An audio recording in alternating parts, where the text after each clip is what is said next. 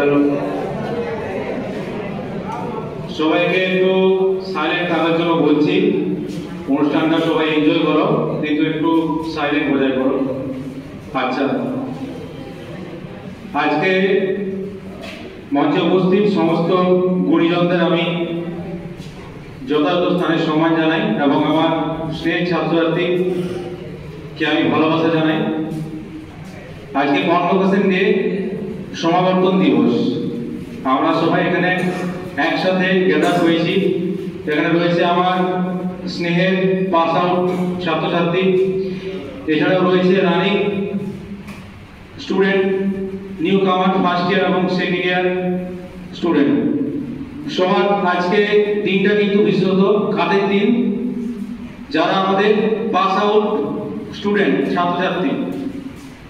Convocation day, যাকে আমরা বাংলায় কি বলি, সমাবর্তন দিবস, তাই তো?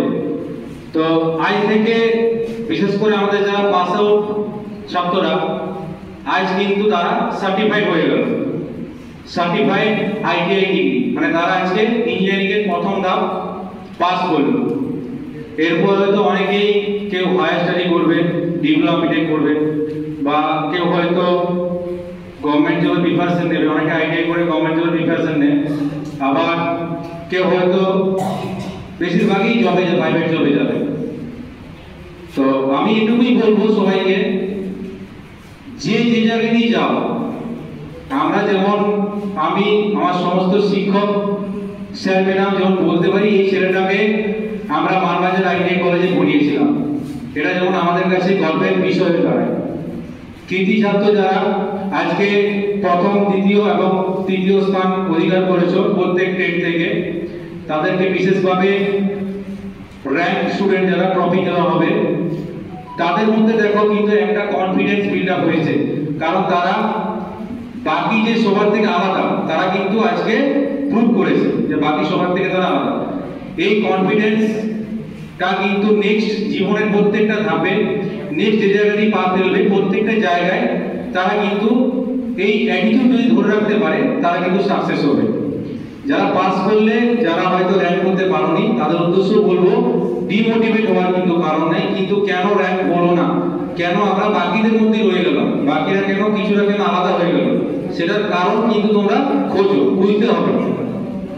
এবং নেক্সট যে আমার ধাপ হবে, নেক্সট স্টেপে আমাদের কিন্তু সেই জায়গায়, প্রত্যেকটা জায়গায় যে আজকে র্যাঙ্ক শেষ হলো সেরকম না, সেই নেক্সটে কিন্তু নিজের সেরাটা দিতে হবে। কারণ আজকে হয়তো একটা হেলদি কম্পিটিশন থাকবে, কম্পিটিশন আমাদের রাখতে হবে।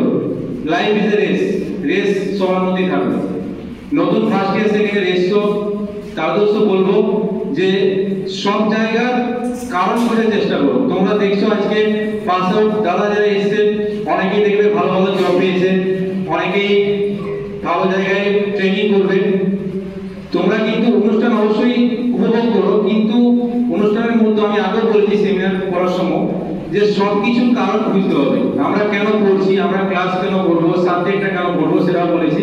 সেই রকম রেস চাই, রেস রেস সবার মধ্যে থাকতে হবে, হেলদি কম্পিটিশন, ফ্রেন্ডশিপ থাকবে তার মধ্যে। রেসটা কিরকম, রেসটা এরকম নয় যে ও কিরকম হেয়ার স্টাইল করে এসছে, আমি ওর থেকে বেটার হেয়ার স্টাইল করবো, তাই তো না, ওর থেকে ভালো আমি বিগ বিলিয়ন অফারে ফোনটা কিনবো, এটা রেস নয়। রেস হবে একটা, সেটা হচ্ছে যে দাদারা একটা ট্রফি নিয়ে যাবে, এই ট্রফিটা আমাদের মধ্যে থাকবে, এই ট্রফিটা আমরাও নাম করবো। তাদের সবাই হয়তো ট্রফি পাবে না, কিন্তু একটা অ্যাটিটিউড বিল্ড আপ এমন ভাবে হবে যে প্রত্যেকটা জায়গায় জীবনে এই অ্যাটিটিউড কিন্তু এগোতে সাহায্য করবে। আমরা প্র্যাকটিক্যাল ভিডিও করছি, ও করছে যদি 40 মিনিটে করে, আমি সেটা ওর থেকে 10 মিনিট আগে করবো, আমি থিওরিটা ওর থেকে আগে মুখস্থ করবো। এইভাবে একটা হেলদি কম্পিটিশন কিন্তু সবার মধ্যে চাই, এই রেস চাই।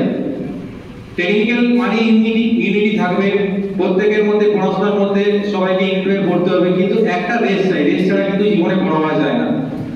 আমি আরেকবার সবাইকে, আমার সমস্ত স্নেহ ছাত্রছাত্রী, নিউ কামার যারা রয়েছে, পাস আউট ছাত্রছাত্রী, তোমরা সবাইকে অনুষ্ঠানে তোমাদেরকে দেখে আমি মুগ্ধ। মানবাজার আইটিআই কলেজের পক্ষ থেকে আরেকবার সবাইকে শুভেচ্ছা অভিনন্দন জানাই। সবাই ভালো থাকো, জীবনে অনেক উন্নতি করো, best of luck. Thank you.